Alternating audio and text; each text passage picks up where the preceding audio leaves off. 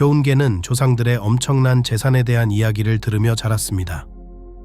어렸을 때 할머니는 볼셰비키를 피해 막대한 재산을 묻은 증조 할머니에 대한 이야기를 들려주었습니다. 그 재산은 불타고 땅은 집단 농장에 주어졌으며 선의를 위해 싸웠던 증조부는 갈퀴로 찔려 죽었습니다.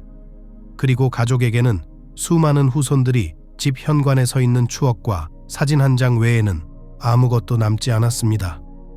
증조 할머니는 어머니로부터 겨우 구한 보석을 모두 들고 오래된 사과 과수원으로 보내졌습니다. 그녀는 사과나무 아래에 보석을 묻고 어머니, 두 자매, 네 형제와 함께 상트페테르부르크로 피난을 떠났습니다. 엄청난 재산을 어느 나무 아래에 묻을 계획까지 세웠다고 전해지지만 가족 둥지가 정확히 어디에 있는지 아는 사람은 아무도 없었습니다. 어떤 사람들은 그것이 마을 자체에 있다고 말했고 다른 사람들은 같은 이름의 호수에 있는 마을에 있다고 말했습니다. 소녀는 입을 벌리고 할머니의 이야기를 듣고 질문하고 외우고 심지어 이야기를 다 외운 후에는 할머니의 무릎에 올라가 보물에 대해 말해달라고 부탁했습니다. 왜 아이의 머릿속을 온갖 말도 안 되는 이야기로 가득 채우는 거죠? 옆에 앉아 신문을 읽고 있던 그녀의 아버지가 말했다. 그녀의 말을 듣지 마십시오. 부는 없습니다. 결코 없었습니다. 아버지는 10대 시절 어머니의 말을 듣고 친구들과 함께 보물을 찾으러 가기도 했어요. 그러나 그들은 낡은 교회와 선지자, 집터만 발견했습니다. 마을에는 사과나무가 많았는데 소년들은 50그루 정도를 파헤쳤으나 아무것도 얻지 못하고 돌아왔습니다. 아버지는 가족의 둥지나 할머니가 묻어둔 보석에 대해 더 이상 듣고 싶지 않으셨어요. 할머니는 한숨을 쉬며 손녀의 머리를 쓰다듬고 방으로 가서 먼지로 덮여 금이 간 사진 한 장을 가져다 주었습니다. 손녀야, 내 증조 할머니 옹순미란다. 그리고 이것들도요. 이름은 기억이 안 난다. 열병으로 다 죽었어. 할머니만 살아계셨지. 아버지는 한숨을 쉬며 고개를 저으시고는 다른 방으로 가셨다. 그리고 할머니가 돌아가셨을 때 그녀의 물건들 중에서 헝겊과 그 안에 돌이 달린 아름다운 반지를 발견했습니다. 그들은 햇볕에 주홍색으로 반짝였습니다. 아버지는 반지를 보석상에게 가져갔고 그곳에서 반지가 그 시대에 속하고 아버지가 평범한 페인트 유리로 가져간 돌은 루비라는 것을 알게 되었습니다. 처음에 그들은 반지를 나눠주고 싶었습니다. 보석으로 제공된 금액으로 멋진 스탈린카를 살 수 있었습니다. 하지만 어머니는 딸에게 반지와 엄청난 부를 물려주자고 아버지를 설득하셨어요. 심지어 이혼에 이르렀기 때문에 아버지는 재정 상황을 개선하기를 원했습니다. 교훈계는 반지를 준 할머니에게 감사했지만 어머니는 단호했고 아버지는 침을 뱉으며 반지를 숨겼습니다. 교훈계는 순진한 갈색 눈동자 소녀에서 구원자가 끊이지 않는 미녀로 성장했습니다. 그러나 할머니의 이야기를 듣고 자란 교훈계는 시집을 가야 한다면 소장농이 아닌 좋은 집안의 남자와 결혼해야 한다고 믿으며 신랑감을 고르는데 서두르지 않았다. 소녀들은 그녀를 비웃으며 폐하라고 불렀다. 하지만 교훈계는 이를 무시하고 왕자를 찾았다. 교훈계는 고고학자가 되기 위해 고고학 연구소를 우등으로 졸업하고 그곳에서 자신처럼 조상들의 역사를 좋아하고 그들의 무덤을 찾는 꿈을 꾸던 랑현석을 만났다. 랑현석은 예쁘게 구애했고 말투도 아름다웠으며 교훈계가 보기에 결혼하기에 완벽한 남자였다. 졸업 후 두 사람은 결혼했다. 젊은 부부는 교훈계와 함께 이사를 했다. 부모님은 두 가족이 살기에 넉넉한 방 4개짜리 큰 아파트를 얻었습니다. 아버지는 결혼식 2년 후 알 수 없는 병으로 고통받다가 돌아가셨는데 의사들은 건강하다고 했습니다. 하지만 아버지는 내 눈앞에서 시들어갔고 병에 걸린 지 4개월 만에 돌아가셨습니다. 전날 밤 아버지는 딸을 방으로 초대해 누가 듣고 있는지 확인하고 문을 잠그라고 했어요. 반지 기억하시죠? 당연히 기억하죠. 할머니한테서 받은 게 그게 전부가 아니었어요. 아빠는 숨을 헐떡이기 시작했어요. 말하기 힘들어하는 게 분명했다. 교훈계는 아버지의 입술에 물 한 잔을 가져다 드렸다. 아버지는 손을 흔들며 계속했다. 사진카드 옆에는 도면이 있었다. 보물이 묻힌 정원의 설계도였다. 어렸을 때 가봤지만 아무것도 찾지 못했어요. 당신은 학생이었죠. 우리가 찾아야 해. 알았어요, 아빠.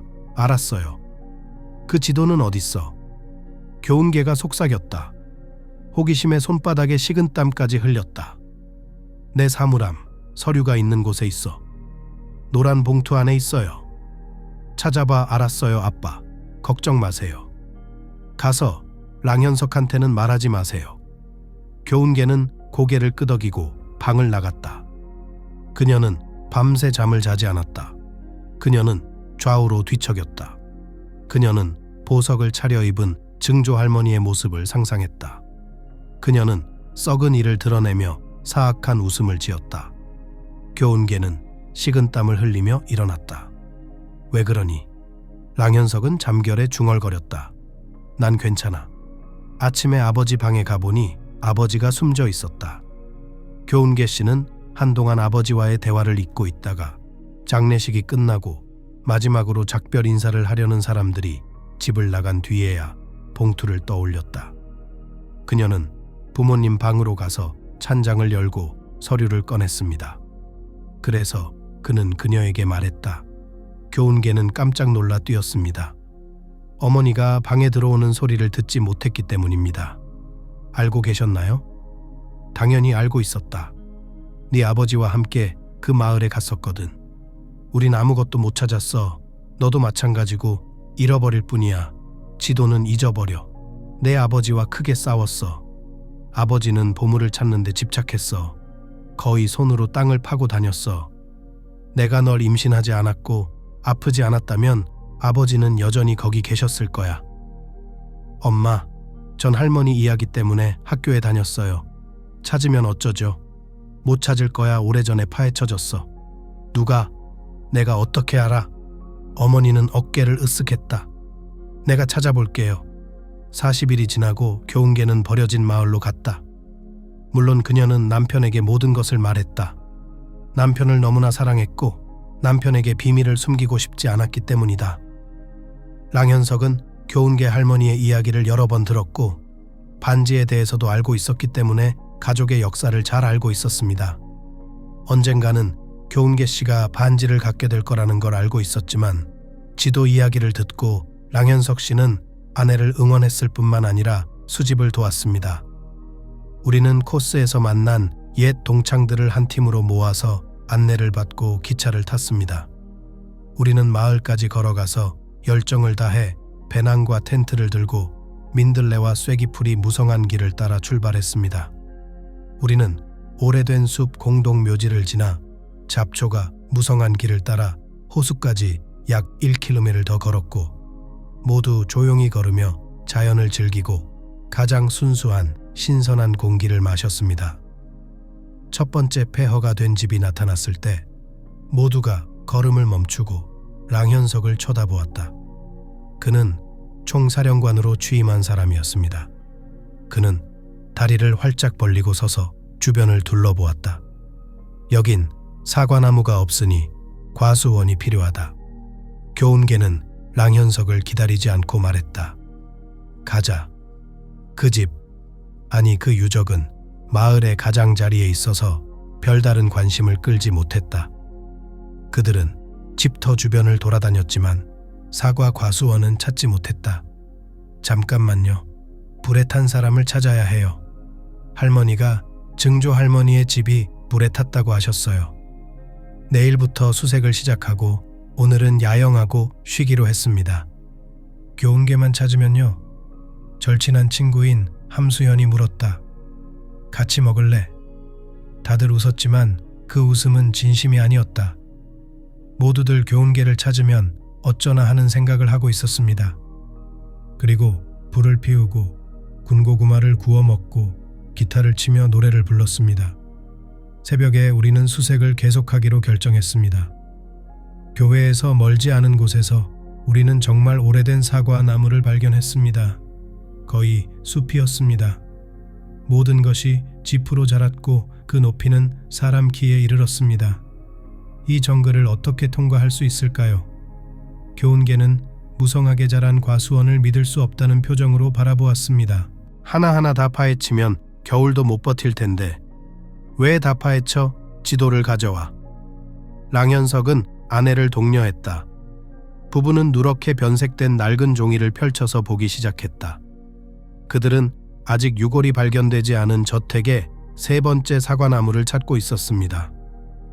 회사는 흩어져 일하러 갔습니다. 모두가 불에 탄 유골을 가장 먼저 찾고 싶어 했습니다. 아무도 덤불과 가시가지를 남긴 긁힘, 파편의 주의를 기울이지 않았습니다. 수색은 점심시간까지 계속되었지만 결과는 없었습니다. 이봐요. 여긴 정원이 아닌 것 같아요. 랑현석은 아내를 껴안았다. 그가 여기 혼자 있지 않을지도 모른다. 아닐지도 모른다.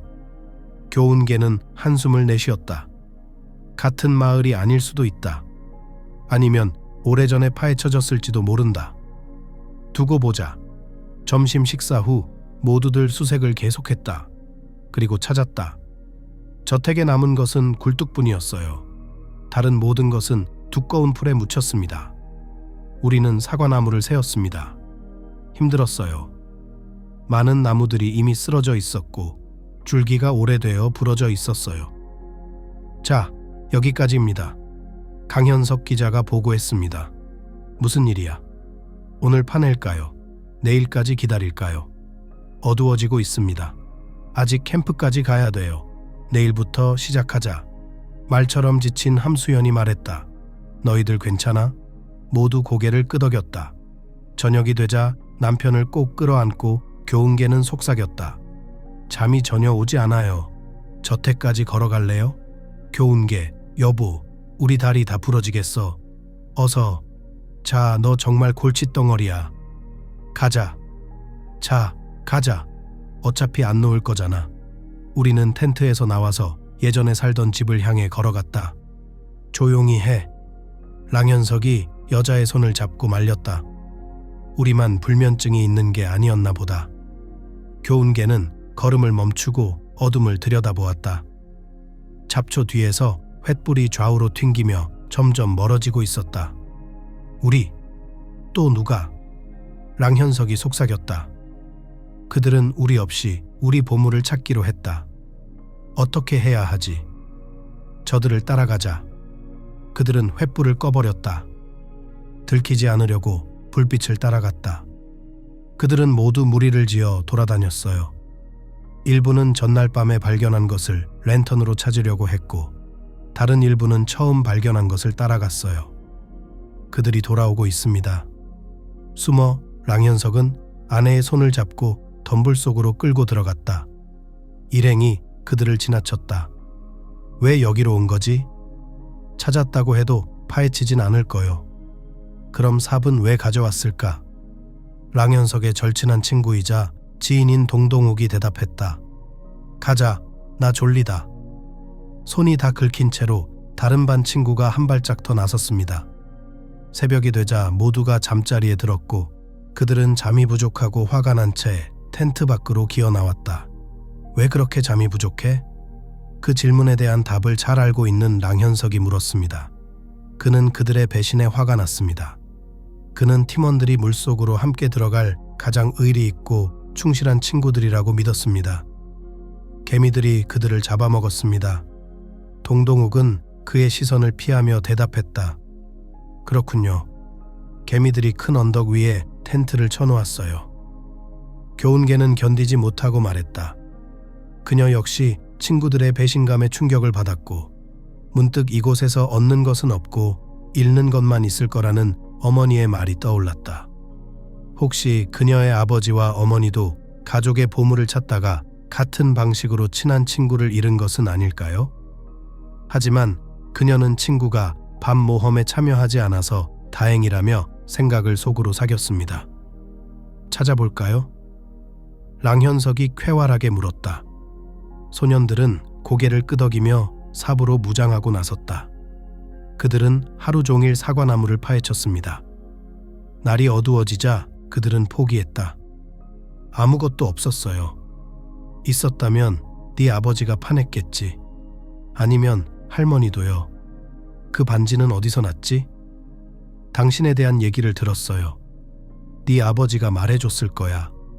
그 사람들이 파냈다면 우리가 어떻게 지금 이렇게 살 수 있겠어? 나도 몰라. 네 아버지는 이상했어. 괜찮았어. 엄마만 아니었으면 내가 찾았을 거야 이제. 어쩌지 얘들아? 나갈래. 함수연이 하품을 했다. 일하러 가야 하는데 파봐야 소용없을 것 같아. 나도 갈게요. 동동욱이 삽을 옆으로 던지며 말했다. 알았어. 그럼 난 집에 갈게. 강현석은 미소를 지으며 회사를 바라보았다. 교훈계도 지친 듯 한숨을 내쉬며 삽을 옆으로 치우고 자신의 더러워진 손톱을 바라봤다. 그래, 부유하게 살지도 못했고 처음부터 아무것도 가진 게 없었다. 원정을 떠난 지 5년이 지났다. 친구들은 떠나갔다. 랑현석과 교훈계는 야간 산행을 잊을 수 없었다. 함수현 대원만 남았습니다. 그날 밤 불면증에 시달리지 않은 사람은 그녀뿐이었다. 교훈계와 랑현석의 관계는 더욱 돈독해졌고 두 사람은 아이를 갖는 것에 대해 생각하기 시작했다. 교훈계는 박물관에 취직해 강의를 하며 더 이상 할머니의 유산에 대한 꿈을 꾸지 않았습니다. 두 사람은 즐길 만큼 즐겼고 그걸로 충분했습니다. 그리고 그의 조상이 들었던 것처럼 귀족이 아니라 정반대라는 사실을 알게 된 랑현석은 가족의 역사에 대한 관심을 잃었지만 가족 족보 편찬에 종사하는 개인 캠페인을 시작했습니다. 그리고 결과적으로 많은 사람들이 그의 가계도를 찾기 위해 많은 돈을 기꺼이 지불했습니다. 주문이 쇄도했고 곧 회사는 전 러시아 수준에 도달했습니다. 랑현석은 직원을 확충했고 일이 잘 풀려 외곽에 집을 사서 천천히 정착하며 미래를 위한 계획을 세웠습니다. 그리고 곧 교훈계는 임신 사실을 알게 되었습니다. 랑현석은 행복했습니다. 어떤 가계도를 가지고 있든 가정을 이어가야 했기 때문입니다. 그들은 서둘러 아기방을 준비하고 벽에 색깔을 놓고 다투고 화해하고 사소한 일로 또 다투었다. 섣달 금음날 가족의 맏아들 국대호가 태어났습니다. 왜 내가 도움이 필요하다고 생각하나? 교훈계 씨는 아들을 품에 안고 아기방에 서서 원망스러운 남편을 바라보았습니다. 집안은 엉망이고 사흘째 간편식만 먹고 있고 입을 옷도 없고 빨래는 다 빨아놓은 상태입니다. 국대호가 계속 칭얼대고 배앓이를 해서 도저히 따라갈 수가 없어요. 교훈계는 눈물을 흘리며 말했다. 그래서 엄마한테 전화해야 한다는 거예요. 우리 때문에 피곤하면 어머니를 초대하거나 어머니 집에 잠시 다녀올 수도 있었어요. 근데 왜 안 했어? 늦었어. 엄마가 이미 표를 샀어. 내일 만나러 갈게요. 교훈계는 창문으로 등을 돌렸다. 그녀는 그 후로 시어머니를 3번이나 뵈었다. 첫 번째는 시부모님을 만나러 모스크바에 갔을 때였다. 두 번째는 결혼식 때였다. 그리고 한 번 더. 랑현석에게 끌려간 그녀는 시어머니의 분노와 증오의 시선 속에서 일주일을 살았다. 교훈계는 왜 그렇게 미워하는지 이해하지 못했고 처음에는 며느리에게 쏟아지는 시어머니의 가시돋친 말에 신경을 쓰지 않았다. 교훈계는 자신을 대하는 시어머니의 태도가 아들 주변 사람들의 태도라는 것을 깨달았을 뿐이었다. 표은주는 남편인 랑현석의 아버지에게 늘 잔소리를 늘어놓는 화를 잘 내는 여자였다. 그녀는 만족하기 어려웠고 일이 원하는 대로 진행되더라도 불만스러운 이유를 100가지 이상 찾아내곤 했습니다. 이 땅에서 그녀의 삶을 밝혀준 것은 오직 랑현석뿐이었다. 그녀는 아픈 모성애로 아들을 맹목적으로 사랑했습니다. 그는 언제나 옳았고 그녀를 사랑하고 존경하는 유일한 사람이었으며 다른 사람들은 그가 어떤 사람인지 알지 못했기 때문에 선험적으로 그녀와 함께할 자격이 없었다.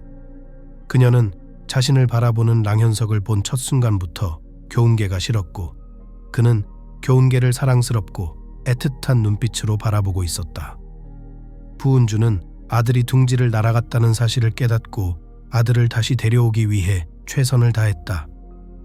아들의 결혼을 말리지는 않았지만 아들의 실수와 잘못을 최선을 다해 지적해 주었다.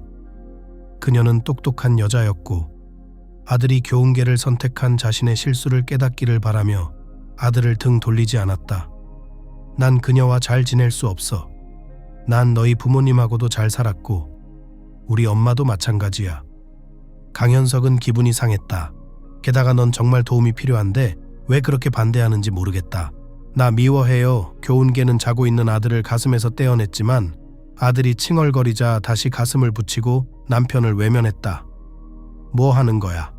당신 짜증도 지긋지긋해. 미쳤어? 랑현석은 아기 방을 나와 문을 쾅 닫았다. 갑작스러운 소리에 아기는 움찔하며 다시 잠에서 깨어 울었다. 하지만 쉿 아가야. 괜찮아. 교훈계는 아들을 가슴에 안고 블라우스의 단추를 부드럽게 조정했다. 다음 날 랑현석은 어머니를 집으로 모셔왔다. 어머니는 들어오자마자 코를 찡긋했다. 어머나, 먼지가 너무 많아요. 이런 데서 어떻게 살아요? 괜찮아요. 엄마 가방 챙기자. 교훈계가 방을 준비해놨어요. 내가 가져갈게. 부은주는 집안 곳곳을 자기 소유물인양 둘러보았다. 이게 뭐야? 그녀는 교훈계가 골동품 가게를 돌아다니며 한참을 찾아다녔다는 말린 꽃이 꽂힌 바닥 꽃병을 가리켰다. 아파트의 마른 빗자루는 불운이었다. 다음으로 그녀는 그림이 마음에 들지 않았고 커피 테이블이 방 한가운데 있어 밤에 걸려 넘어질 수 있다고 말했습니다. 집 전체를 비판한 후 그녀는 그 집의 주민들, 더 구체적으로 교훈계에게 관심을 돌렸다. 교훈계, 안색이 안 좋네. 늙었니? 부은주는 며느리를 바라보았다. 국대호 씨가 잠을 잘 못 자서 그래요. 잠을 못 자서 그래요. 아까는 그렇게 못 자던 머리가 저렇게 된 거요. 고개를 절레절레 흔드는 구은주. 내 외모에 이렇게 신경을 써주니 정말 기쁘다. 교훈계는 자신이 낼 수 있는 가장 달콤한 목소리로 대답했다. 시간 나는 대로 빨리 단장하고 올게요. 네, 그러지 않으면 사람들이 들어와서 저렇게 보일 거예요. 교훈계는 정말 거울을 보는 것을 그만두었다. 아들은 배앓이를 하고 밥과 물을 먹고 밤에는 잠을 자지 않고 밤새도록 품에 안고 흔들고 남편에게 아침을 먹이고 점심과 저녁을 차려주고 빨래를 하고 기저귀와 속옷을 준비하고 큰 집을 청소하고 정말 아무것도 할 시간이 없었고 아들을 품에 안고 밤에 울고 다른 엄마들이 어떻게 모든 것을 할 시간이 있는지 이해하지 못했습니다. 여보, 나 국대호한테 갈 거야. 곧 깨어날 거야. 물론 여보, 내가 엄마 침실로 데려다 줄게. 어떻게 이걸 다 참아. 냉장고를 들여다보며 투덜대는 엄마. 넌 위장이 약하구나. 이게 뭐야? 그녀는 냉장고에서 커틀리 펜을 꺼내 뚜껑을 열고 냄새를 맡았습니다. 돈가스. 엄마 랑현석은 이미 잔소리에 지쳐서 교훈계가 집안일을 좀 더 쉽게 처리했으면 좋겠다고 생각했다. 어머니가 얼마나 피곤한지 알 수 있었고 어머니가 집안일을 비난할 거라고는 생각하지 않았다. 튀김? 가게에서 더 사올까요? 가게에서 산 독이 아니라 찐 패티가 필요해. 엄마, 제발요. 길에서 피곤하시잖아요. 가서 좀 쉬는 게 어때? 네, 그럴게요. 나 머리가 아파, 랑현석아. 내 방에 좀 데려다 줘라. 갑자기 엄마가 몸이 안 좋아졌어요. 엄마, 오늘 저녁 식사 때 얘기해요, 함수연. 나 더 이상 못 참겠어. 사사건건 잔소리만 해요. 다림질을 잘못했다. 요리를 잘못했다. 아들을 잘못 봤다.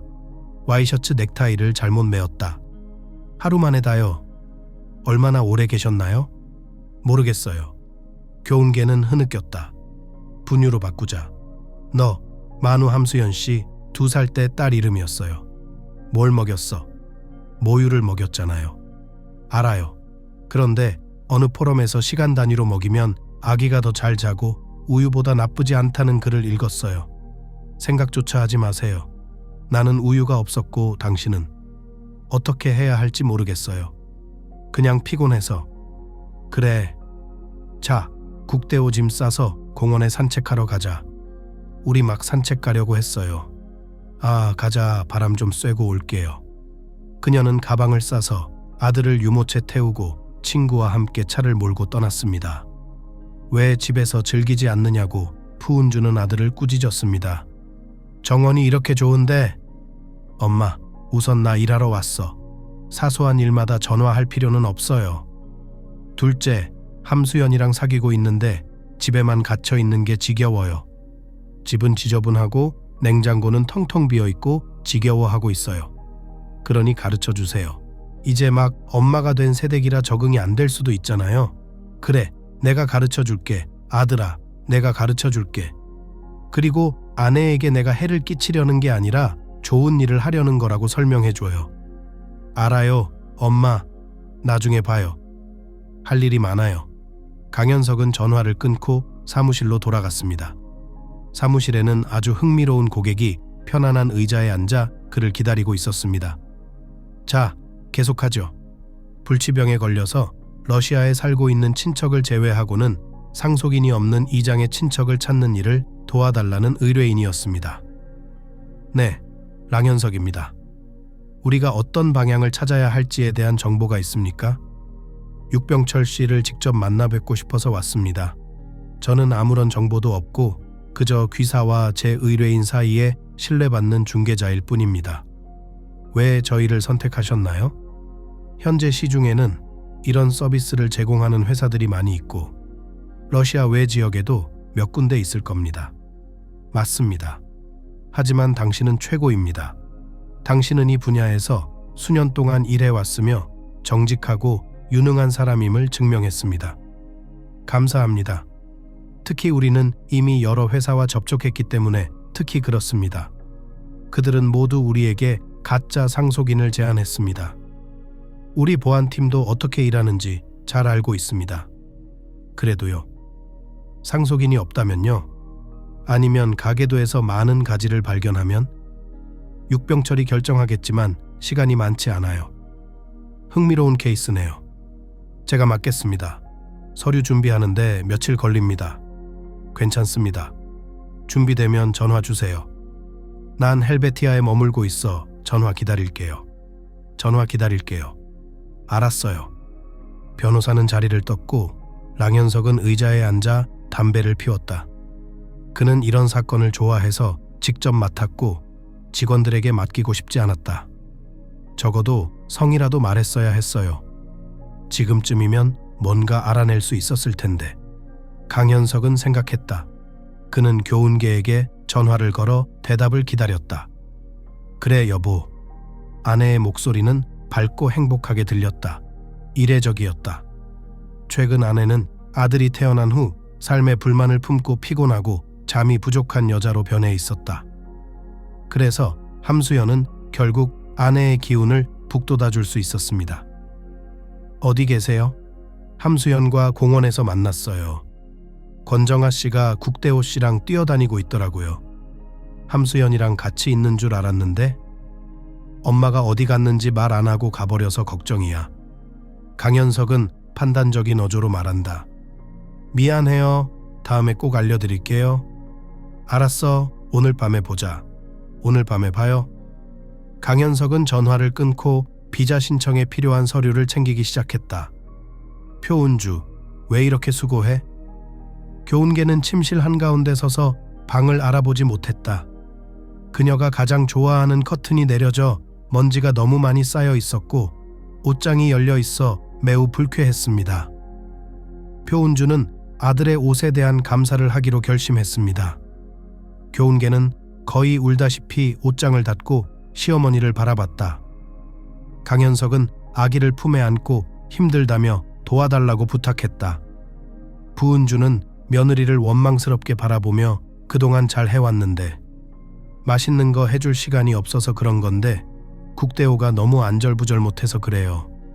모든 아이들이 안절부절 못하는데 어떻게든 다들 잘 따라가는 것 같아요.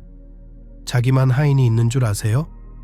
아이가 한 명인데 2명이면 어떨까요? 아이 낳기 전에 자신이 감당할 수 있을지 생각했어야죠. 교훈계는 한숨을 내쉬며 침실 밖으로 나갔다. 저녁 식사 자리에서 랑현석은 흥미로운 주문에 대해 열정적으로 이야기했습니다. 너무 좋아요. 나도 같이 가고 싶어요. 교훈계는 미소를 지었다. 하지만 안타깝게도 그건 불가능합니다. 국대호가 너무 작아서요. 엄마가 오셔서 다행이네요. 내가 없는 동안 엄마가 다 도와줄 테니까. 그렇죠, 엄마? 당연하지. 시어머니가 교훈계를 노려보았다. 당연하지. 오늘 교훈계는 아무것도 할 시간이 없어서 내가 저녁도 해주고 와이셔츠도 다려줬어. 우리는 찐 미트볼을 먹었다. 교훈계는 그런 음식을 싫어했고 랑현석도 그런 음식을 싫어한다는 것을 알고 있었다. 표은주는 소금이 백사라고 생각해서 음식에 소금을 치지 않았다. 그녀는 소시지와 만두를 원했다. 시어머니의 말이 맞을지 모르지만 교훈계는 소금은 안 먹으면서도 식단은 엄격했다. 그런 음식을 먹는 것은 그녀의 힘으로는 감당할 수 없는 일이었다. 마지막 음식을 삼킨 교훈계는 자리에서 일어나 식탁을 치웠다. 시어머니는 두통을 호소하며 방으로 들어갔다. 더는 참을 수 없다. 시어머니는 커튼을 내던졌다. 글쎄, 여보, 버리지 말고 찬장에 넣어두세요. 내가 돌아오자마자 엄마 배웅해 줄 테니 커튼 다시 걸어. 그리고 몸으로 들어가. 네, 몸으로 들어가요. 엄마 요리에 익숙해졌어. 예전엔 좋아했는데 엄마랑 단둘이 있기 싫어. 조금만 참아 국대호 좀 도와줘야겠다. 엄마한테 전화할게. 그만해. 얘야, 엄마가 돕고 싶대. 엄마가 하게 놔두자. 할 말은 다 했어. 다시는 싸우지 말자. 그는 식탁을 떠나 접시를 쌓는 걸 돕고 아내를 껴안고 귀에 속삭였다. 하지만 당신은 좋은 여자야. 그렇지? 교훈계는 남편의 품에 더 깊이 파묻혀 한숨을 내쉬었다.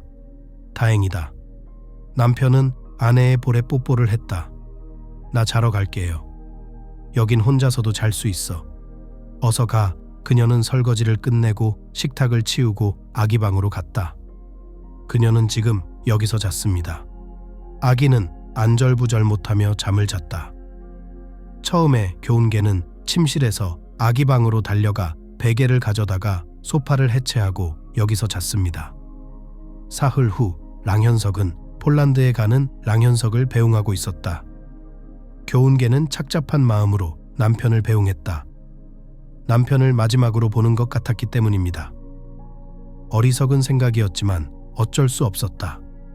반면 랑현석은 잠시나마 집을 떠난다는 사실에 기뻐했습니다. 둘 사이의 긴장감은 점점 커져갔고 그는 그것이 어머니 때문이라는 것을 깨달았지만 이 상황에서 잘못한 사람은 교훈계라고 생각했습니다. 그는 떠났고 시어머니는 며느리를 미치게 만들기로 결심했습니다. 하루 종일 집안을 돌아다니며 물건을 끌고 다니고 해롭다고 생각되는 음식은 모두 버렸다. 국대호 씨를 도와주기는커녕 주변을 서성이며 아기를 어떻게 대해야 하는지 가르치기만 했습니다.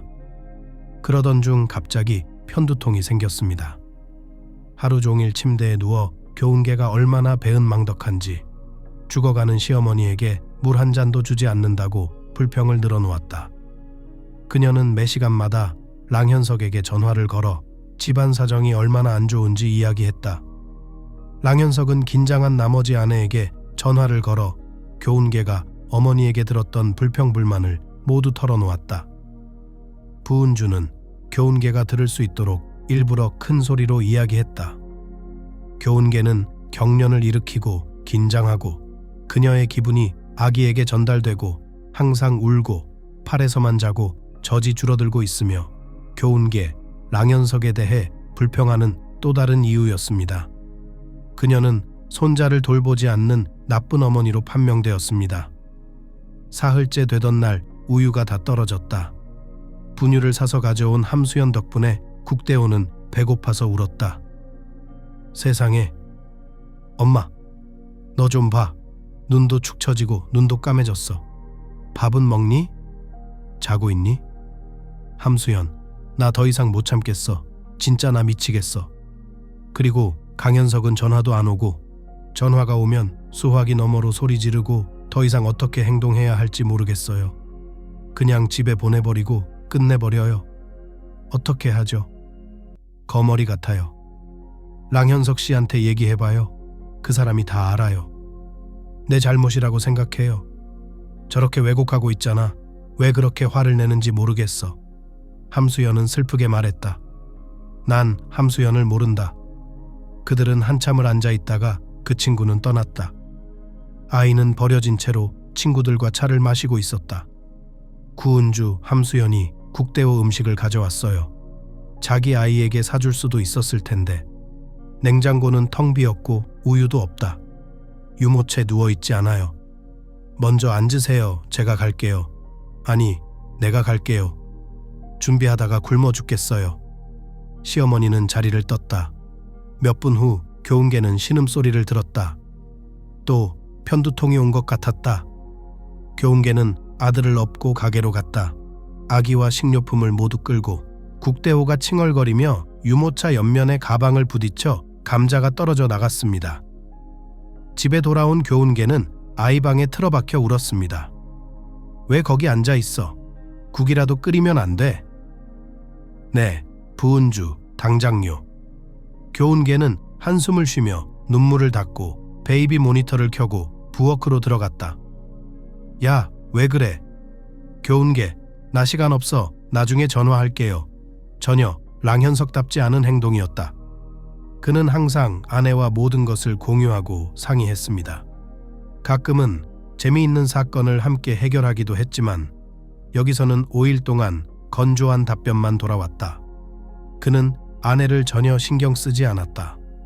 그는 부주의 한 며느리에 대해 불평하는 어머니의 전화 후에야 전화를 걸었습니다. 그래, 알았어. 강현석은 전화를 끊고 육병철을 바라보았다. 거의 일주일 전에 비행기를 타고 왔지만 이제야 의뢰인을 만나고 있는 중이었다. 육병철은 컨디션이 좋지 않아서 미팅을 취소한 상태였다. 어쨌든 제가 알기로는 거의 모든 가족이 고열로 쓰러졌어요. 누나만 살아남았죠. 증조 할아버지는 주술세게 죽으라고 보내졌지만 누나가 간호해서 건강을 되찾았어요. 그는 몇 년 후 가문의 보석을 찾으러 돌아왔어요. 그 돈으로 폴란드의 땅을 사셨죠. 그는 여전히 좋은 수익을 내는 공장을 샀어요. 나한테 원하는 게 뭐야? 증조 할머니의 친척을 찾아주세요. 이름과 성을 알잖아요. 어서요. 랑현석이 자리에서 벌떡 일어나기까지 했어요. 무슨 소리 들었어? 랑현석은 할아버지를 바라보면서 수백 가지 생각으로 머릿속이 가득 찼고 교훈계의 이야기가 갑자기 사실로 밝혀지고 증조 할머니의 자식들이 모두 죽었다는 것을 상상할 수 없었습니다. 그게 전부가 아닙니다. 아직 살아계신 분이 또 계실지 궁금합니다. 그는 급히 방에 있는 노트북을 열어 정보를 찾아야 했습니다. 생각보다 친척을 찾는데 더 가까워졌을지도 몰라요. 잘 됐네요. 그럼 제가 틀린 게 아니네요. 많은 보석이 지금 박물관에 있어요.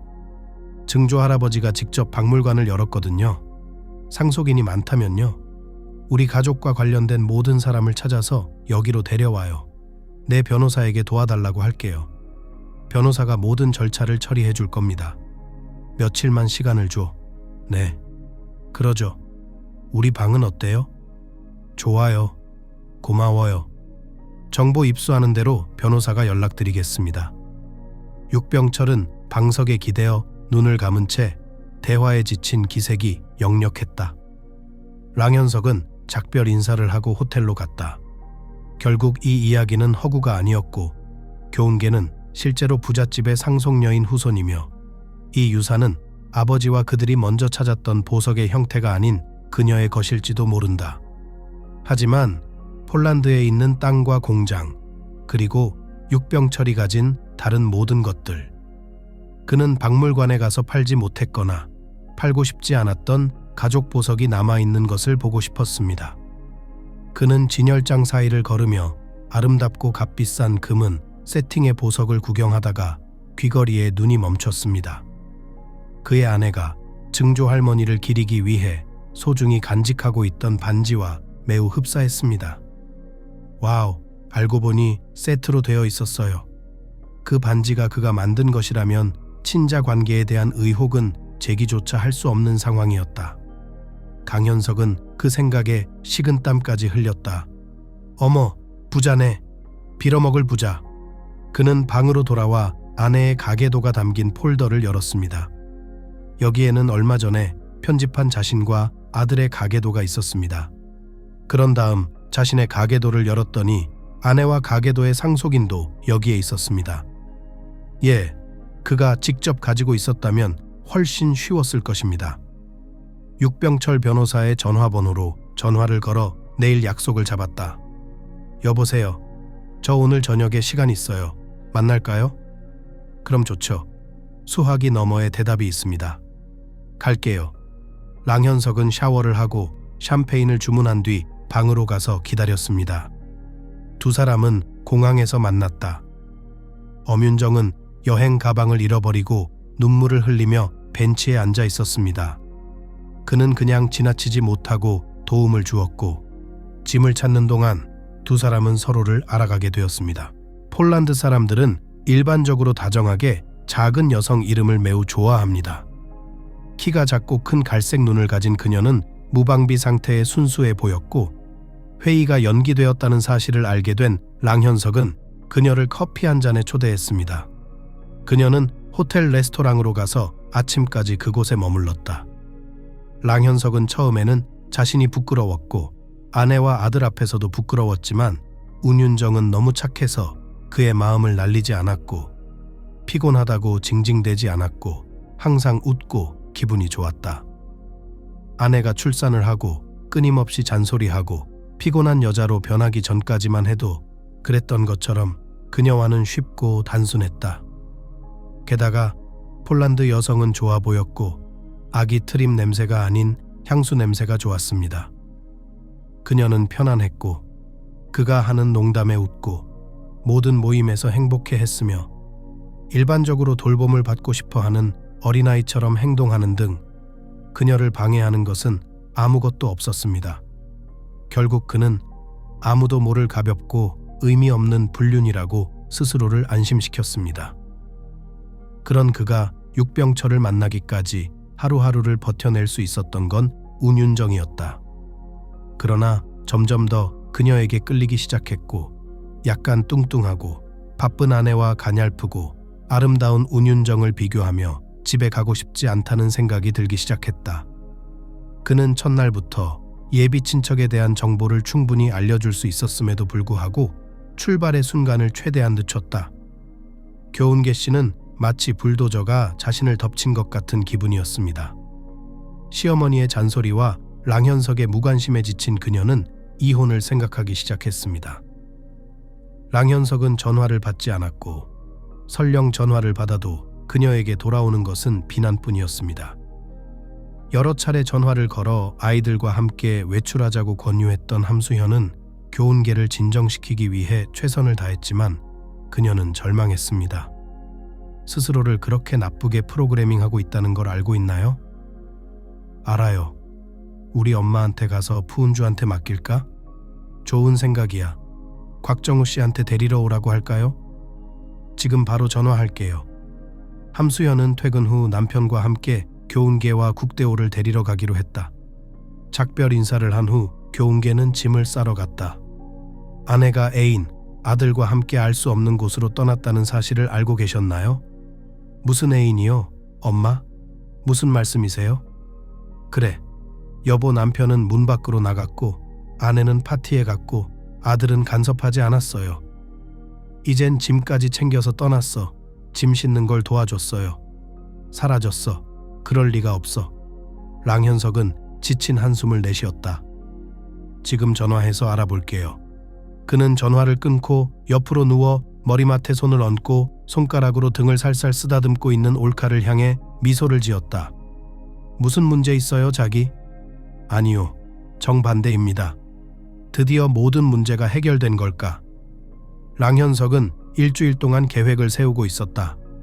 그는 교운계가 육병철의 직계 상속인이라는 사실을 잘 알고 있었고 교훈계가 존재하지 않는다면 아들이 상속인이 되거나 성년이 될 때까지는 자신이 친아버지이자 법적 대리인이 될 것이라는 사실도 잘 알고 있었다. 운윤정과 함께 보낸 시간 동안 그는 문득 자신이 더 이상 아내를 사랑하지 않는다는 것을 깨닫는다. 뿐만 아니라 그는 증조할머니의 어린 시절 이야기가 어떤 식으로든 이어져 있다는 것을 아내에게 말하고 싶지 않고 말하지도 않습니다. 명목상으로라도 교훈계를 제거해 아들을 가문의 유일한 후계자로 내세울 계획을 세워야 했다. 격렬한 밤을 보낸 후 만난 운윤정은 가장 쉬운 방법인 아내와 이혼하고 아들을 데리고 폴란드로 가자고 제안했다. 그는 그 제안을 흔쾌히 받아들였고 더구나 이미 아들의 엄마로 운윤정을 상상하고 있었다. 육병철이 세상을 떠난 뒤 세 사람이 유산을 나눠 갖는다면 얼마나 좋을까. 문제는 교훈계가 이혼을 허락하지 않을 것이고 설사 허락한다 해도 아들을 랑현석에게 주지 않을 것인데 여기에 그런 행운이 찾아왔다. 그의 아내는 솔직히 믿기 어렵지만 스스로 애인을 찾았으니 이제 이혼을 하고 국대호를 빼앗는 것도 어렵지 않을 것이다. 랑현석은 혼자 생각에 미소를 지으며 내연녀를 껴안고 집 밖에서 가장 즐거운 볼일을 보러 나갔다. 나는 러시아에 가야 한다. 지금 섣불리 결론을 내리고 싶지는 않지만 내가 곧 당신의 후계자를 데려올 거라고 확신합니다. 뿐만 아니라 당신의 혈통에 대한 반박할 수 없는 증거를 보여드리겠습니다. 멋지군요. 티켓을 예약해 드리겠습니다.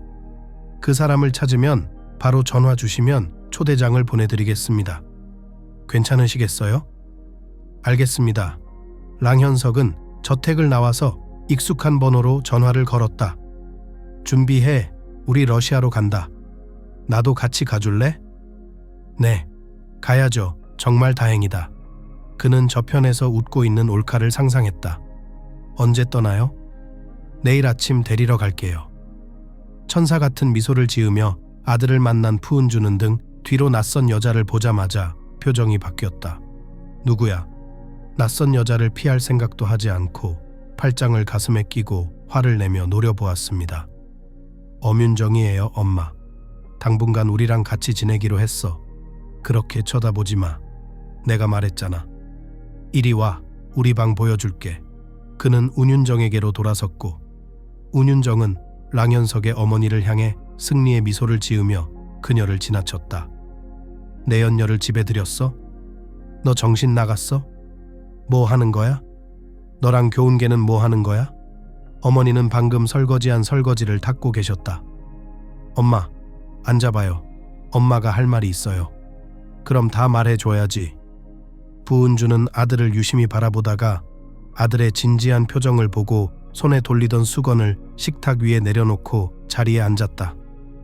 그냥 사실대로 말하고 같이 가서 그 사람이 죽기를 기다렸다가 아들과 함께 행복하게 살면 되지 않겠니? 왜 그렇게 헛소리를 해? 엄마, 이해가 안 돼요. 엄마가 유산에 대해 알고 이혼을 원하면 난 아무것도 얻지 못해요.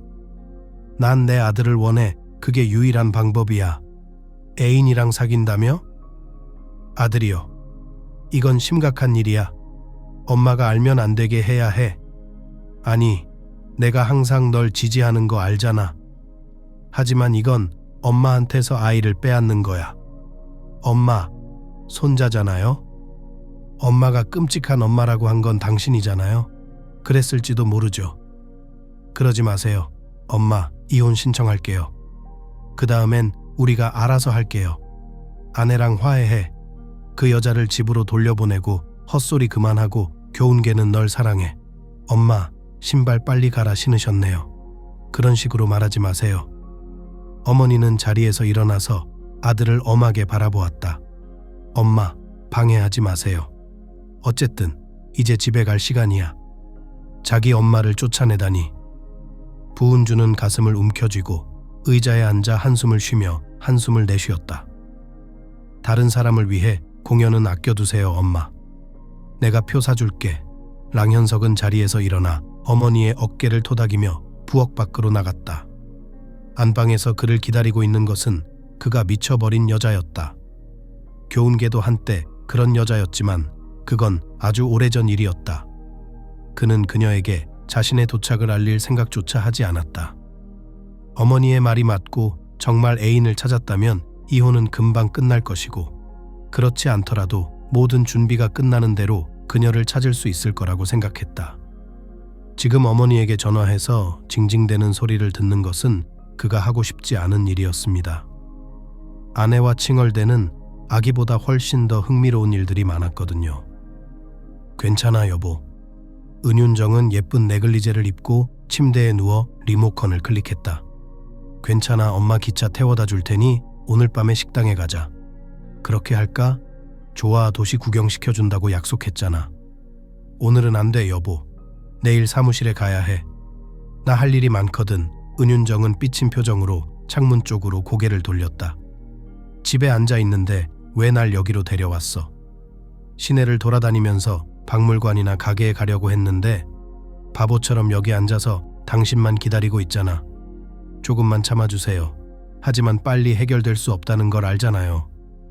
랑현석은 한숨을 쉬며 옆에 있는 이불을 두드렸다. 우리 집으로 와요. 은윤정은 돌아서서 랑현석의 품에 안겼다. 쇼핑이라도 할까? 집에 앉아서 심심해. 그러자. 랑현석은 지갑에서 카드를 꺼내 엄윤정의 펜에 꽂았다. 오늘 밤에 데리러 올 테니까 식당에 가자. 알았어. 그녀는 벌떡 일어나서 랑현석의 볼에 뽀뽀를 하고는 쇼핑하러 가기 시작했다.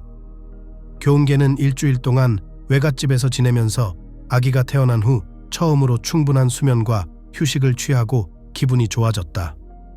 어머니는 훌륭한 할머니였고 국대호를 돌보는 부담을 조금이나마 덜어주었고, 교훈계는 미용실에 가서 스스로 몸을 씻을 수 있게 되었습니다. 함수연은 그녀의 목소리에서 모든 게 괜찮다는 게 들리는 것 같다고 생각했다. 함수연, 말 좀 해봐. 그냥 전화한 게 아닌 것 같아. 교훈계는 웃었다. 어젯밤에 저랑 같이 식당에 갔어요. 어떤 식당이었는지 말하지 마세요. 상관없어. 내 남자가 어떤 여자랑 같이 있는 걸 봤어. 내 누구? 랑현석? 아니, 함수연 씨 출장 갔어요. 분명 전화가 왔을 텐데?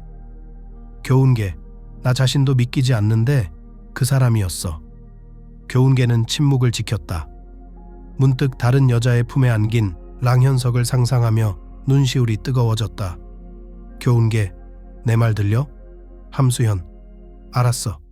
전화 좀 해야겠어. 미안해요. 가만히 있을 수가 없어서요. 괜찮아요. 틀렸어요. 교훈계는 전화를 끊고 부엌으로 걸어가 물을 따르고 한 모금 마셨다. 손이 떨렸다. 딸아, 왜 그러니? 강현석이 돌아온 것 같은데 연락이 없네. 국대호랑 나랑 집에 가야겠다. 이상하네. 왜 그렇게 생각해요? 함수연 씨가 봤다고 그러던데?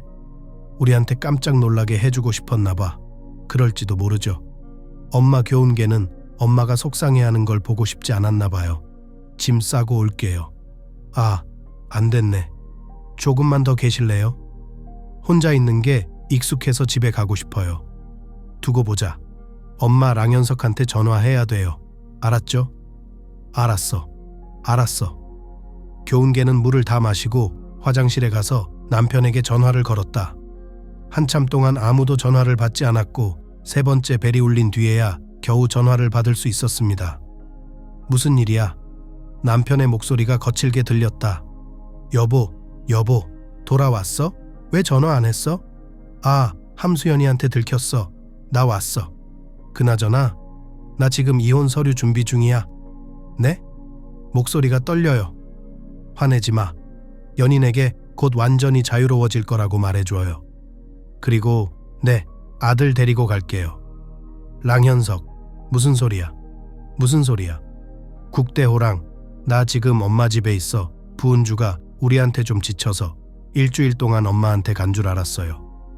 교훈계 히스테리 부리면서 울지 말고 나 이혼할래. 아들 데리고 가고 싶어. 그거면 내가 데려갈게요. 감히 교훈계는 눈물을 감추지 못했다. 랑현석이 불과 몇 주 만에 그렇게 변할 수 있다는 게 믿기지 않았다. 감히. 그는 전화를 끊었다. 교운계는 전화기가 앞으로 어떻게 해야 할지 알려준다는 듯이 전화기를 뚫어져라 쳐다보았다. 교운계는 한 사람이 한 달 만에 그렇게 변할 수 있다는 게 믿기지 않았습니다.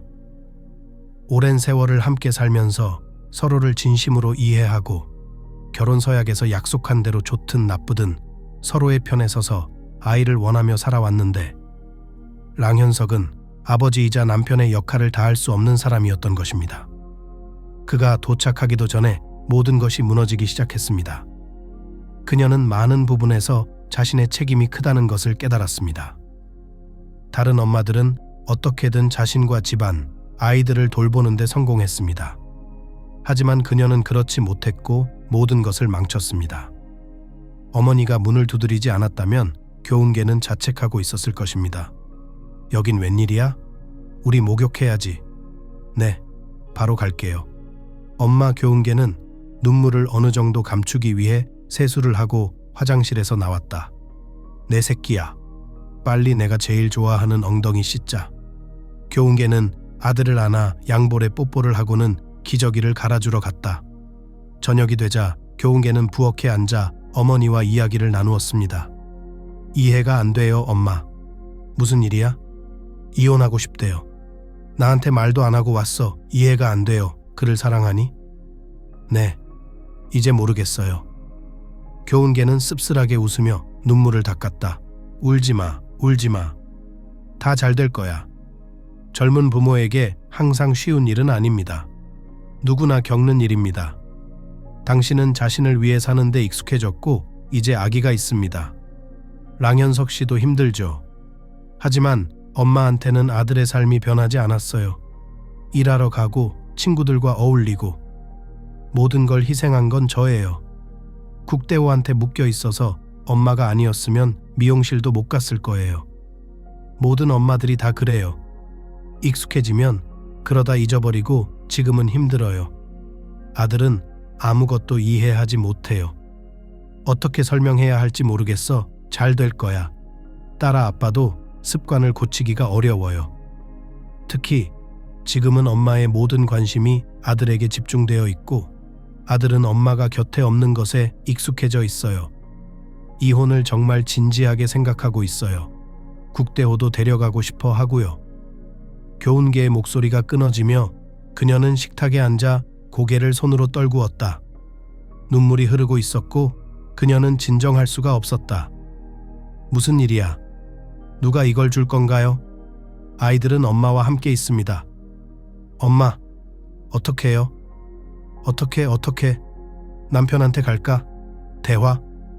다들 어른이잖아요. 언제든 해결할 수 있어요. 내 말이 맞아. 그렇게 할게요. 국대호 씨랑 같이 앉을래? 그럼요. 자, 준비하자. 교운계는 무거운 생각으로 차를 몰고 집으로 향했다. 가는 내내 어떻게 하면 랑현석과 대화를 시작할 수 있을까 생각했지만 아무 생각도 나지 않았다. 그리고 푸은주는 불에 기름을 부었다. 그녀는 최선을 다할 것이다. 그녀는 마침내 원하는 것을 얻었습니다. 아들과 헤어지게 된 것이다. 하지만 랑현석은 아니었다. 낯선 여자가 교운계를 바라보며 미소를 지었다.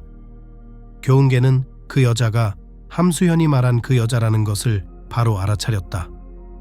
그녀는 남편의 내연녀, 남편이 가족과 아들을 위해 기꺼이 배신한 여자였다. 그녀는 눈물을 삼키고 겨우 정신을 차렸다. 괜찮아, 기다릴게. 교운계는 이 여자가 얼마나 침착하게 반응할 수 있는지 놀랐다.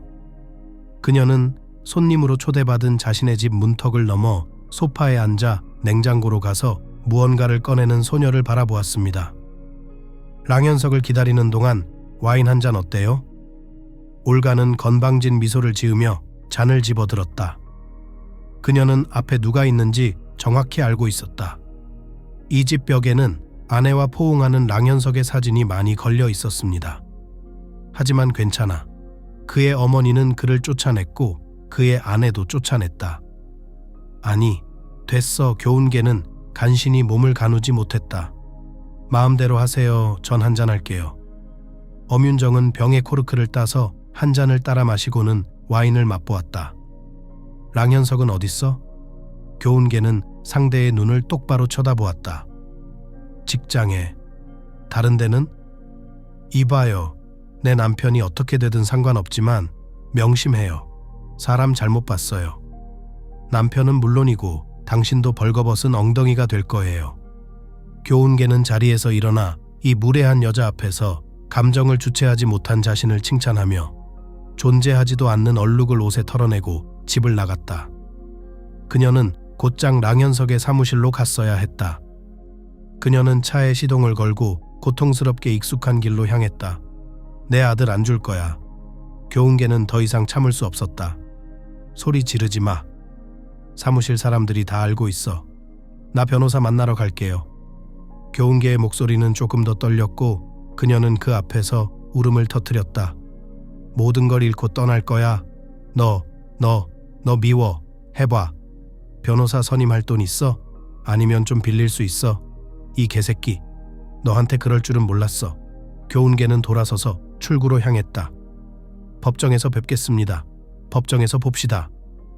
랑현석은 교훈계를 바라보며 생각에 잠겼다.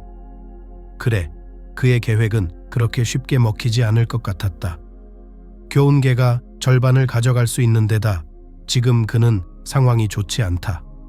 바로 옆집에 사는 내연녀 때문이죠. 적어도 당분간은 그녀를 쫓아내야 해요. 이혼 소송이 진행되는 동안 당분간 별거 해야 해. 안 그러면 난 모든 걸 잃을 거야. 내가 다 알아서 할게, 여보. 은윤정이 미소를 지으며 맹가슴을 그의 어깨에 비볐다. 무슨 말이야? 나만 믿어. 알았지? 운윤정, 내 말 들려? 우리 잠시 헤어져야겠어. 나 집에 보내줄까? 내가 도와준다고 했잖아. 여보, 내 말 들려? 지금은 못 도와주지만 더 나빠질 수도 있어. 그냥 집 한 채 빌려주면 되잖아.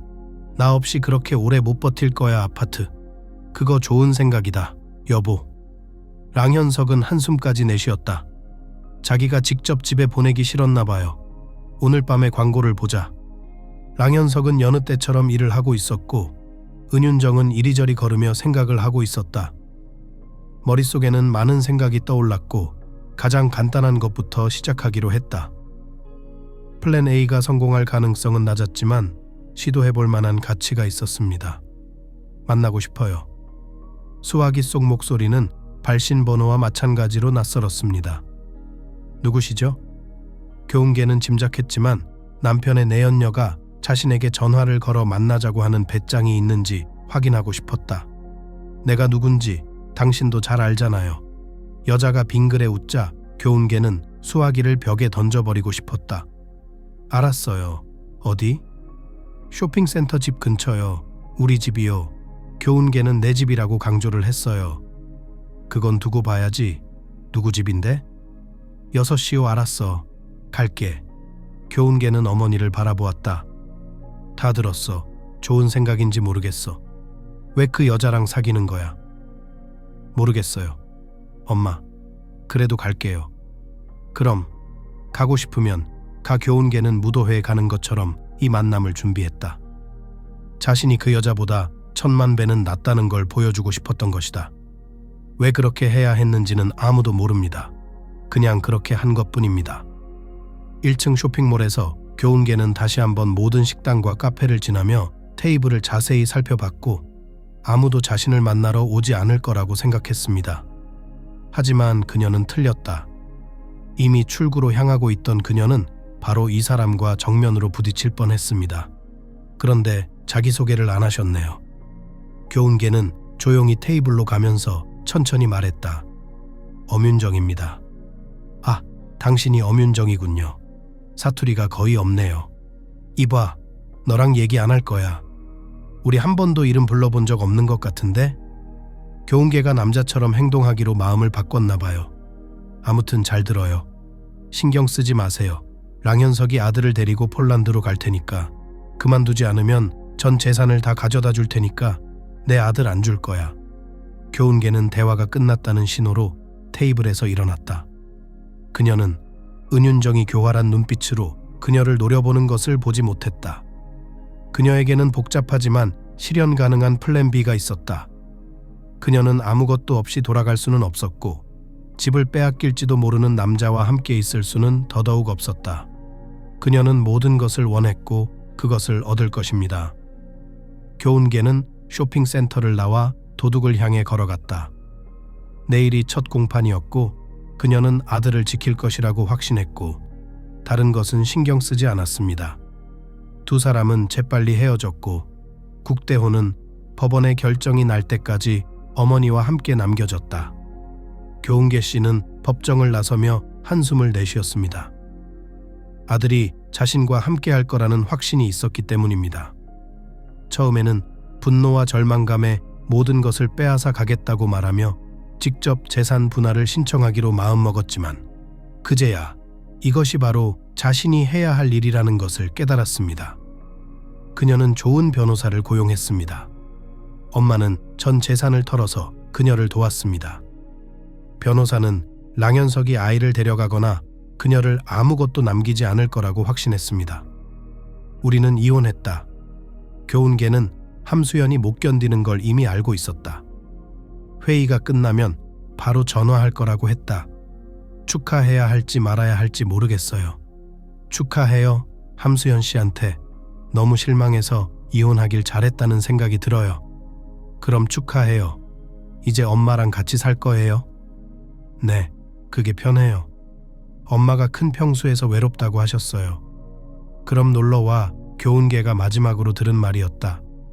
그 순간 고막이 폭발하듯 터지는 것 같았다. 뼈가 부러지는 느낌과 함께 어둠 속으로 떨어졌습니다. 그리고는 횡단보도에서 흰색 외제차가 전속력으로 자신을 치고 1초도 멈추지 않고 달아났다는 사실을 알게 되었습니다. 사람들이 고함을 질렀습니다. 함수현은 수화기에 대고 소리를 지르고 있었다. 응급실에서 눈을 뜬 교훈계 씨는 자신이 어디에 있는지 바로 깨닫지 못했습니다. 눈이 납덩이처럼 무거워 눈을 뜨려고 했지만 너무 힘들어서 시도조차 하지 못했습니다. 머리가 쪼개지고 온몸이 멍이 들어 말을 듣지 않는 것처럼 느껴졌습니다. 그녀는 팔을 움직이려고 했지만 팔이 아니라 무거운 금속 파이프였습니다. 그녀는 비명을 지르고 싶었지만 이번에도 아무 소리도 나오지 않았습니다. 귀에서 윙윙거리는 소리와 소음을 뚫고 말이 나오기 시작했습니다. 그녀는 시어머니와 이혼한 전 남편인 남편의 목소리를 알아챘습니다. 무슨 짓을 했는지 알기나 해. 엄마, 무슨 소리야? 내 엄윤정 봤어. 그 차 운전한 게 그 여자야. 확실해. 입 닥쳐. 랑현석이 속삭였다. 넌 아무것도 못 봤어. 들었어? 그는 어머니의 팔꿈치를 붙잡고 방 밖으로 끌고 나가려고 했다. 미쳤어. 이 유산이 목숨값이 되는 거야? 교훈계는 무슨 말인지 알아차렸지만 무슨 말인지 전혀 알아듣지 못했다. 이제 그녀는 숨을 쉬는 것조차 두려워하며 조용히 누워서 모든 단어를 포착하고 말한 내용을 이해하려고 노력했습니다. 당신은 이해하지 못합니다. 폴, 이 사람은 곧 죽을 것이고 모든 것이 그녀에게 그리고 그것은 내 아들에게 가야 할 것입니다. 당신은 감옥에 가게 될 거야. 네 아들은 고아가 될 거야. 헛소리를 하고 있군. 나랑은 상관없어. 난 그저 내 정당한 것을 원할 뿐이야. 이게 너랑 무슨 상관이야? 랑현석? 부은주가 언성을 높였다. 아이고, 엄마, 목소리 좀 낮춰요. 명심해라. 혹시 무슨 일 생기면 내 내연녀는 내가 가만두지 않을 테니까. 넌 그 여자 못 참아. 폴란드 여자는 더더욱 못 견디겠고 내 손자까지 외딴 곳으로 데려가는 것도 못 견디겠어. 진정에 못 살지도 몰라. 그럼 내 말은 다 헛소리야. 신께 기도해. 문이 쾅 닫혔어. 우리 아픈 딸은 어때? 깨어나지 않았어요. 예후가 어때요? 아직 어리니까 이겨낼 거예요. 내가 같이 있을게. 부은주는 전 신우이에게 가서 손을 잡았다.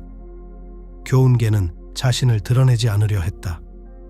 그녀는 이미 의식을 되찾고 모든 것을 들었다는 사실을 다른 사람에게 알리고 싶지 않았다. 그러지 말아야 했다.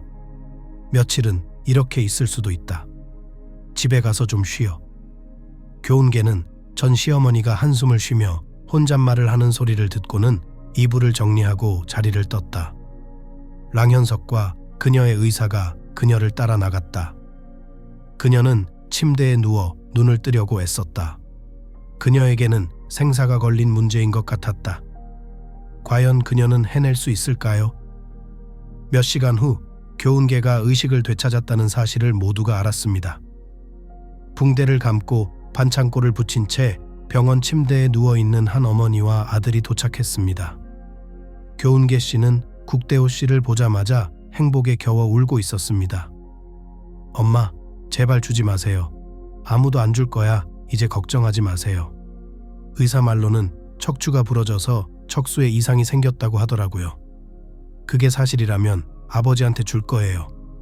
난 못 걷게 될 거야. 엄마. 교훈계의 뺨에 눈물이 흘러내렸다. 손바닥으로 닦아주고 싶었지만 도저히 손을 들 수가 없었다. 자, 우리 딸. 지금은 그런 생각하지 마세요. 지금 가장 중요한 건 내 건강이야.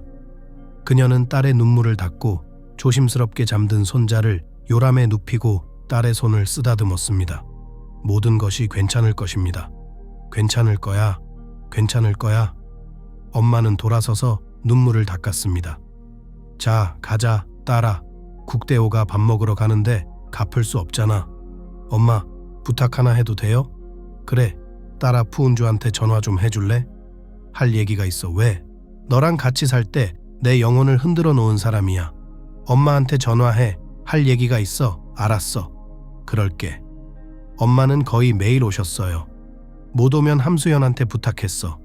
시어머니는 한 번도 나타나지 않았다. 교훈계는 알 수 없는 일로 괴로워했다. 그 대화는 그녀의 머릿속을 혼란스럽게 만들 뿐이었다. 그녀는 아무것도 이해하지 못했지만 알아내고 싶었다. 5일째 되던 날, 표은주는 눈을 내리깔고 방에 들어와 침대 옆 탁재 가방을 올려놓고 침대 옆에 앉았다. 우리 딸, 기분이 어떠니? 푸은주는 마치 친딸처럼 그녀에게 말을 걸었다. 차에 치여 척추가 부러진 것 같아요. 교훈계는 의아한 표정으로 전 시어머니를 바라보았다. 운전자는 끝내 발견되지 않았습니다. 차는 다른 사람의 신분증으로 카쉐어링을 하고 있었다. 그리고 아무도 아무것도 보지 못했습니다. 시어머니는 아무 말도 하지 않았습니다. 사과 좀 가져왔어요. 당신이 좋아하는 사과요. 갑자기 그녀는 소란스러워졌습니다. 씻었어. 부은주야. 랑현석이 왜 내 아들을 원해? 왜 데려가려고 하는 거요? 폴란드로 데려가려고? 푸은주는 혼란스러워하며 다시 가방 속으로 들어갔다. 푸은주, 말해봐요. 알잖아요. 난 아무것도 몰라. 내가 어떻게 알겠어. 날 집에서 쫓아냈어. 날 원하지 않는다고. 교훈계는 한숨을 내쉬며 지금 푸은주를 폭로하지 않으면 아무것도 모른다고 생각했다. 지금 말하지 않으면 수사관에게 나를 죽이려고 한 게 당신 아들이라고 말할 거야. 넌 대체 뭐야? 어디서 그런 생각을 했어? 시어머니의 목소리가 떨렸다. 말해봐요. 랑현석이 왜 내 아들을 빼앗으려는 거요? 알았어. 내가 아는 거 다 말해줄 테니까 랑현석을 해치지 않겠다고 약속해주세요. 푸은주, 말해. 랑현석의 어머니는 한숨을 내쉬며 이야기를 시작했다. 교훈계는 랑현석이 친척을 찾았다는 것, 아니 친척이 랑현석을 고용해 자신을 찾았다는 것, 증조 할머니 외에 아주 오래전에 가보를 파낸 형이 또 살아있다는 것, 이 사실을 알게 된 랑현석이 자신을 제외한 전 재산의 직접 상속자인 아들의 도움을 받아 가보를 상속하기로 했고, 그러기 위해서는 국대호를 자기 집으로 데려가야 했다는 것을 알았다. 교훈계는 아무 질문도 하지 않고 가만히 듣고 있다가 시어머니의 말이 끝나고 나서야 말했다. 내가 네 아들을 무척 사랑했는데 그놈이 다 짓밟았어. 알아요. 아이야, 알아요. 어쩌면 그를 용서할 수 있을 것입니다. 그리고 나도. 그녀는 한숨을 쉬며 교훈계를 바라보았다. 아니, 교훈계는 뺨을 타고 눈물을 흘리며 시어머니를 외면했다. 그 사고는 랑현석의 잘못이 아니었다. 자신을 도와줄 수 있다고 판단한 사람이 바로 엄윤정이었다는 사실을 그는 몰랐던 것이다. 그녀는 처음부터 유산에 대해서 알고 있었어. 그녀나 경찰이 알아서 할 거야. 왜 나한테 이런 얘기를 해? 제발 아무 말도 하지 마. 부은주는 무릎을 꿇고 교훈계의 손에 입을 맞췄다. 당신도 엄마야. 주님께 저주하노라. 저리 가. 교훈계는 저절로 손을 빼려고 했다. 부은주는 갑자기 얼어붙어 교훈계의 손을 쳐다보았다. 손가락을 흔들었다. 그녀는 일어서서 교훈계를 변장하지 않은 기쁨으로 바라보았다. 당신은 의사를 불렀다. 교훈계는 정말 그렇게 믿고 싶었다. 그녀는 스스로 움직임을 느끼지 못했다. 당연하지, 얘야. 부은주는 문 앞까지 걸어가다가 멈춰서서 교훈계를 바라보았다. 제 부탁을 생각해 보겠다고 약속해 주세요. 교훈계는 침묵을 지켰다. 부은주는 방 밖으로 걸어 나갔다. 교훈계는 한 달 만에 퇴원했다. 아직 걸을 수 없었다. 함수연과 남편이 의자를 가져왔다. 엄마와 아들이 현관에서 기다리고 있었다. 우리가 가져온 차 좀 봐요. 함수연은 평소처럼 낙천적인 표정으로 친구를 바라보았습니다. 돈 아깝지 않았으면 좋겠어요. 이 차는 곧 폐차할 거니까. 교훈계는 웃었다. 그럴 거야. 집에서 모두들 식탁에 둘러앉아 차를 마셨다. 국대호는 침대에서 단잠을 자고 있었다. 전 남자친구는 이제 어떻게 되는 거야? 함수연이 물었다. 모르겠어요. 솔직히 알고 싶지 않아요.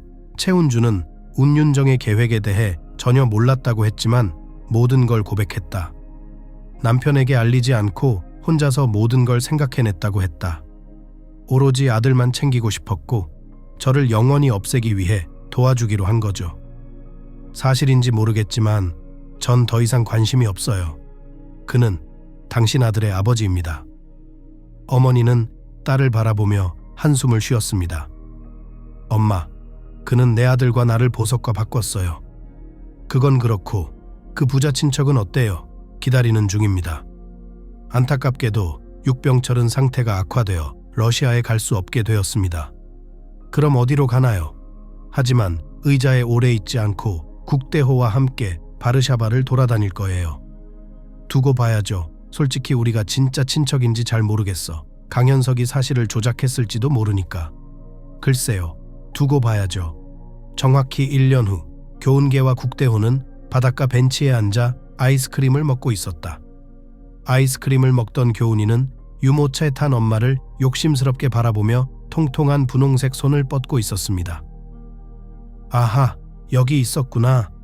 백발의 아저씨는 교훈계에게 다가가 벤치에 앉아있는 교훈계 옆에 앉았습니다. 피곤해? 전혀요. 육병철 씨, 잠깐 산책 나온 것뿐이에요. 자, 이거 봐요. 좋아할까요? 그는 교훈계에게 벨벳 상자를 내밀었다. 겁내지 말고 열어봐요. 좋다고 할까 봐요. 어차피 좋다고 할 텐데. 교훈계는 상자를 손에 들고 웃었다. 그녀는 상자를 열고 햇볕에 반짝이는 보석들을 보며 감탄했다. 정말 예쁘다. 육병철은 행복한 미소를 지었다. 가볼까요? 가자. 남자는 유모차 손잡이를 잡았고 교훈계는 지팡이를 꺼내 들고 피곤한 듯 무겁게 일어섰다. 괜찮아. 차가 곧 올 거야. 난 괜찮지만 네 벽에 갇혀 있는 게 지겨워요. 집안 재산에 대해 그런 식으로 얘기하는 거야? 육병철이 기분이 상했다. 그냥 산책하고 싶었어요. 정원이 예쁘긴 한데 변화를 주고 싶어서요. 제가 아니라 우리 교훈계가요. 8개월 전 많은 설득 끝에 교훈계 변호사는 아들과 어머니와 함께 폴란드로 이주했습니다. 육병철 변호사는 오랜 시간 동안 교훈계 씨를 설득했고 교훈계 씨는 육 변호사에게 정말 고마워했습니다. 이곳에는 훌륭한 전문가들이 그녀를 다시 일으켜 세웠습니다. 치료 후 몇 달만 이곳에 머물고 싶었지만 결국 이곳에 머물게 되었습니다. 그 후 랑현석은 자신의 목숨을 노린 시도를 조직적으로 꾸민 책임을 자신에게 뒤집어 씌웠습니다. 엄윤정은 추방됐고 그는 12년형을 선고받았다. 그는 푸은주의 간곡한 만류에도 항소조차 하지 않았고 형기를 마치고 2달 뒤 감방에서 목을 매 자살했다. 푸은주는 상심에 빠져 모든 것을 교훈계 탓으로 돌리며 전화를 걸어 집으로 찾아와 울면서 교훈계에게 세상의 모든 벌을 주겠다고 약속하고 손자를 데려가겠다고 협박했다. 그것이 교훈계가 면회를 가기로 결심하게 된 계기이기도 했다. 교훈계 씨, 거기 의사들은 정말 훌륭해요. 육병철 씨가 모든 경비는 다 알아서 할 거예요. 왜 내가 당신이 찾는 후계자라고 생각해요? 다 지어낸 얘기일 수도 있어요. 내 집안 내력도 알고 내 집안 내력도 들었으니까. 그래서 두 이야기를 하나로 합치기로 결정한 거죠. 당신 전 남편은 훌륭한 전문가였어요. 지금까지 그가 해온 일들이 그걸 완벽하게 보여줬어요. 특히 재판이 끝난 후 만났을 때부터요. 그는 육병철이 자신을 도울 수 있다고 생각했어요. 가게 돼서 찾을 수 있는 모든 것을 다 알려줬어요. 몰랐어요. 증조 할머니가 형제들과 함께 앉아있는 사진을 보여주시겠어요? 그리고 또 하나, 남편분이 어떤 반지를 언급하셨어요.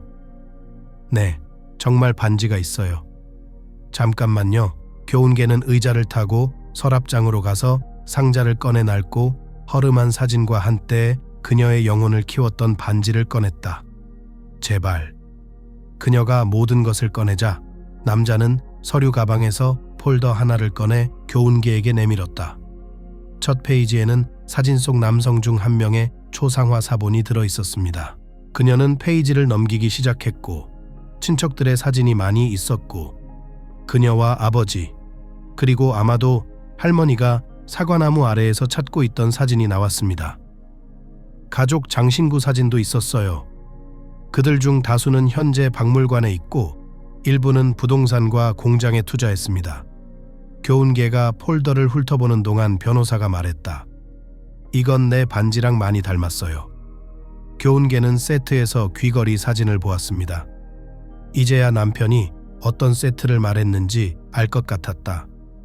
변호사는 반지를 보았습니다. 교훈계 씨, 저랑 같이 가시죠.